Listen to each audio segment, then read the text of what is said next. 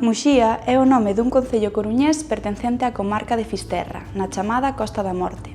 Arredor deste topónimo único existe un debate etimolóxico que a seguir imos debullar. A etimoloxía máis estendida faino derivar do substantivo monxía, co significado de monacato, mosteiro, explicable ao mesmo tempo como un derivado de monxe. Daquela, a forma monxía é susceptible de ser equiparada non só morfolóxica, senón tamén semánticamente ao substantivo freiría, relacionado con freire, do occitano fraire, irmán, e este do latín fratre, cuxa evolución patrimonial en galego é frade. Isto é, freiría sería un conxunto de freires do mesmo xeito que monxía sería un convento de monxes ou monxas. Esta hipótese que explica Muxía a partir do apelativo monxe ten séculos de antigüidade, pois aparece xa documentada en 1607 nas Memorias del Arzobispado de Santiago, de Jerónimo de Loio.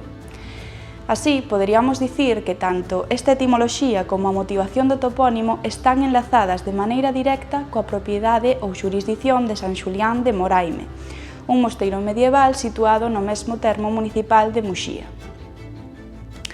Agora ben, desde o punto de vista fonético, chama a atención a perda do N diante do X. Temos Muxía e non Munxía. Algo semellante ocorre tamén noutros topónimos como Argozón, medieval Argonzón, Somoza, do latín Submontia, ou Vicenzo, do latín Vicentio. Nesta mesma liña é importante subliñar que as atestacións máis antigas que conservamos do topónimo non presentan N. Per Nostrum Portum de Muxía en 1176, Santo Felique de Muxía en 1234, no Porto de Muxía en 1338, mentres que os vestixios da nasal só se rexistran na escrita a partir de finais do século XV, Muxía en 1493 e Muxía en 1532, entre outros. Un argumento que debemos valorar para a non vinculación de Muxía coa familia do galicismo monxe ten que ver co feito de Muxía atestarse sen N antes que as formas léxicas Moogo a partir de 1117, Moxía a partir de 1176, Moago en 1208 e Monxe, a máis antiga, en 1244. O certo é que resulta difícil a existencia dun derivado, neste caso en ía, antes que a propia atestación da palabra primitiva.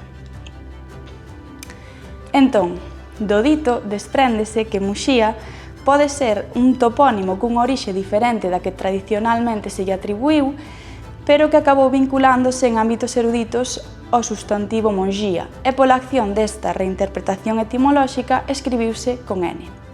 Polo tanto, non podemos desbotar a hipótese de que a relación con monxía e con monxes sexa só unha etimoloxía erudita e o topónimo teña, en realidade, outra orixe, quizáis prerromana.